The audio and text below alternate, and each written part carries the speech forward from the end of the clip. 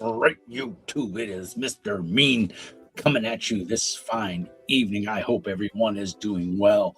Uh, like and subscribe, guys. I know it's been a hot minute since I posted. I still don't have a camera set up that is going to work for me to actually paint videos. So I still wanted to get a video out and at least let you guys know that I'm thinking about you, and I hope everyone is doing well. I appreciate those of you who have stuck with me. It's been a hot minute. I do apologize, but I found Battletech. I mean, it's only been 40 years, right? Uh, I remember Battletech from back in the day, like way back in the 80s. And it wasn't my jam. I just wasn't into big, giant, stompy mechs. It was kind of like historical for sci-fi nuts, and it just wasn't my jam. But recently, I don't know, something clicked. A good friend of mine, Arcanea, is into it. He's the guy who made my GM screen. If you follow my YouTube channel for Mr. Mean Speaks, for my role playing stuff, and he's become a good friend, and I adore him. And he's gone deep into BattleTech now. Admittedly, way more deeper than I've gone, but I'm keeping it simple. But at Gamehole Con in October, I'm going to be dropping some pennies, I'm sure, on some stuff. But today's video du jour, while I'm not painting anything, and I hope you don't click away, but I understand, I did get some primer and some base coats down, and I wanted to talk about some stuff that is pretty cool. So my favorite mech so far has to be the King Crab, this guy. I just think he is the bomb diggity. Now I primed him in white, or I primed him in black, and then I hit him with a white coat. And then this is speed paint. Now, the big mistake that I made, and kids, don't do what Mr. Mean does. I've had a 3D resin printer now for well over a year, or actually about a year. I think I bought it last July. So it's been a year. The problem with owning a 3D resin printer is you don't buy a lot of miniatures anymore. You buy STLs, but you don't buy physical miniatures. I hardly ever, because if I need a miniature, I just print it. And I can print 2 or 3, 5 or 6, 10 or 20, and I can print various designs and styles. And I mean, you can see on my, I think I've shown my hobby shelf in the past. I have tons of miniatures of things that I've painted. I've got well over 100 plus 200 miniatures that I've painted in the last year since I've owned that 3D printer. And I have a Uniformation GK2, which is part of the painting hobby and the miniature hobby. I think they go hand in hand. But anyway, the King Crab is my favorite miniature. Now, unfortunately, the light's not doing a lot of justice here, but if you look, you can see the paint is very splotchy and it's missing in a lot of spaces. Well, let me tell you why that is. Because I have a 3D printer and I haven't bought physical miniatures in a long time, and these are physical miniatures. I bought these at the Source in Roseville, Minnesota, yesterday, or Monday, coming home from our camping trip. The thing with plastic injected molds and miniatures, or anything plastic injected, is they have to put a mold release on it in order to get it out of the mold, because it's just heated up plastic, and it's injected into a mold. And there's nothing wrong with that, but you have to wash your miniatures. If you don't wash the miniatures, this is what you get. You get this splotchy where the paint doesn't adhere because of the soap or the release agent that they've used. So typically what you want to do is you want to soak this in some hot soapy water with an old toothbrush, give it a little bit of a scrub-a-dub, and that'll get all of it off, and then rinse it with some nice cold water or warm water, and then dry it real good. I have a blow dryer in my other room next door is my hobby room where I have all my 3D printing and all my painting stuff. But anyway, on my lunch break today, I primered it yesterday, and then I put a white zenithal on it, and then I hit it with some speed paint, Army Painter Speed Paint 2.0, I think, cloud blue or gunship gray or something. I really liked the color, and I thought, wow, when I was painting it, looked great. But then I let it dry, and when I came back to, and I didn't really look at it, I let it dry, and then I gave it a coat of matte varnish from a rattle can because I want to paint over it with another color, another paint.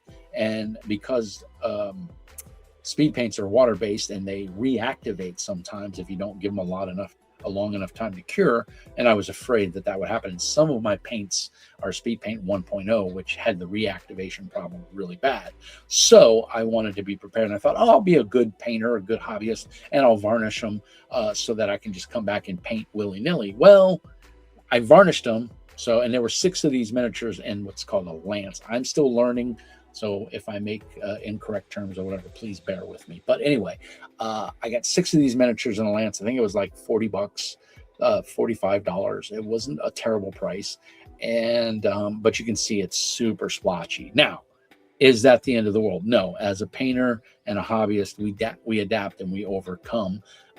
And so what I did is on this little guy, and I don't know what this little guy is. I don't know what he's called, but he's one of the miniatures in the lance. So you see he was painted in this same battleship grayish color speed paint. But I took 2 thin coats, Army Painter, or 2 thin coats from Duncan Rhodes, and it's whatever this blue was. It's kind of a bluish purple. I don't remember the name of it, but I used a sponge, a makeup sponge. I picked these up at the Dollar General out here in town. I got a pack of them for dirt cheap. I mean, this was $2, maybe $3 at most. I also bought a big one in case I need it for larger models. But I am totally digging how this came out. And now I'm gonna go in and do some dry brushing on it. I'm gonna give it another coat. You can see like inside the gun barrel there. I might even drill out the gun barrel. But you can see the purplish blue color covered up pretty good, and I really like the effect. You can see there's some spots I missed, but I'm going to go back over it, and I'm going to paint it all in.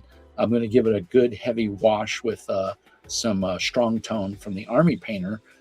But I wanted to say that, you know, painting these guys with a makeup sponge was super awesome. And then the other thing that I just learned today is you cut these like thin.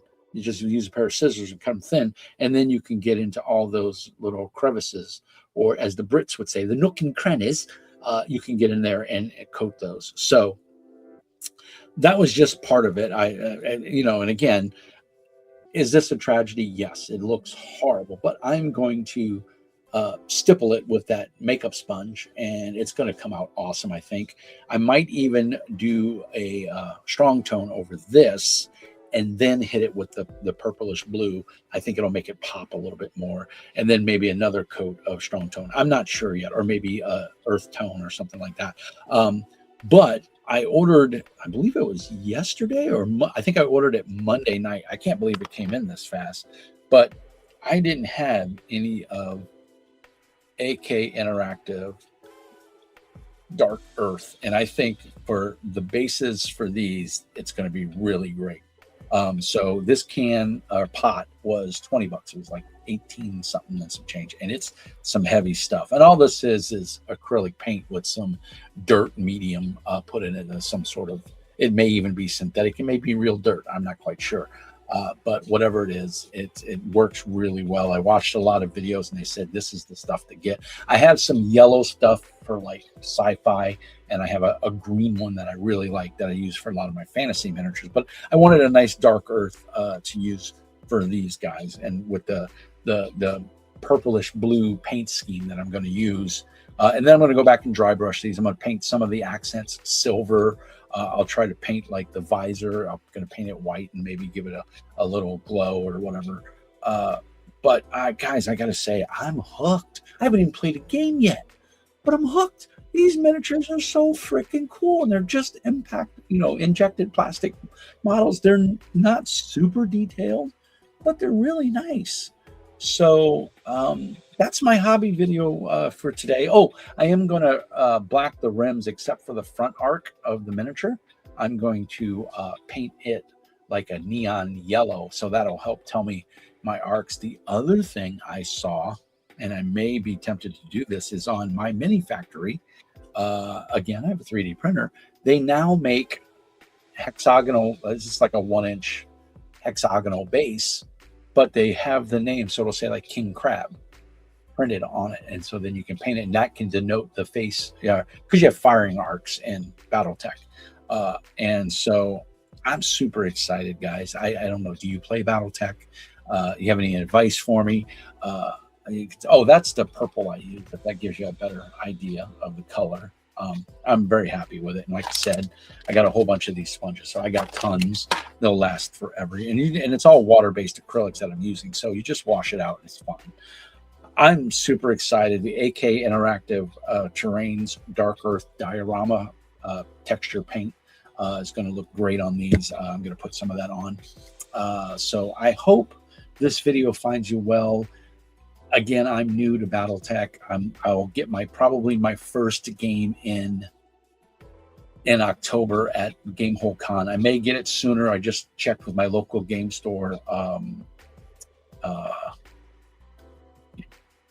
Rogue Robot Comics and Games, and they do carry BattleTech. So I'm going to go there tomorrow, and I'm going to check out and see what they have, because I'm off tomorrow after I have some errands to run, and I have a doctor's checkup, and then my son has a checkup. So once we're done with that, I'm going to go run over there and check that. But do you play BattleTech? It sounds, from what I'm seeing, it's got a huge amount of lore, and I mean, people are pretty adamant about it for those people that do play it, and they really enjoy it. I've always heard the term "death from above." I didn't realize that it was kind of in lieu of BattleTech or Mech Warrior, and it's super cool that you can jump a mech and land. I just think it's so cool. I even downloaded the BattleTech PC game with all the DLC. It was $32, including all the DLC for their Steam summer sale. So I got that. I started playing it last night. I died horribly. I have no idea what I'm doing, but I had fun. So anyway, it's a cool hobby. I didn't realize there was billions of mechs on my mini factory, so I'm gonna maybe look at some of that, because I love to print my own miniatures. But the King Crab is one of my favorites. I did see there's variants of mechs. I didn't even know this. So there's variants of the King Crab. There's all different kinds. So I'm probably gonna get a couple of those and print them, just because I like the mech. I like the design, the aesthetics of the mech, and I'm looking forward to painting up more of them. So any tips, or tricks you want to share along with me, please upload it to me and let me know. This is going to go up. It'll be live tomorrow at 10 o'clock Thursday. So I hope this finds you well. Again, I'm just super enamored. It's giddy. I got a little bit of painting time in at lunch. I'm going to paint some more tomorrow once I'm done with all my errands. So I hope you guys are good. Thank you so much. I'm rambling on, but I'm excited. I hope everyone has a great evening. Find some time, as Ninjon says, to slay the gray. Even if you do 30 minutes a night, you'll be amazed at how much you can get done. I wish you all well. Thank you for sticking with the channel. If you're new here, I hope to post more frequently. By you guys engaging in the community, that gets me excited to post and paint more. So please encourage me, and let's go on this hobby together. You don't have to be a good painter. You just have to paint. It is a learned skill, and you will get better by doing. So other than that, peace and hair grease. And remember, as always, Mr. Mean says, be nice and keep painting.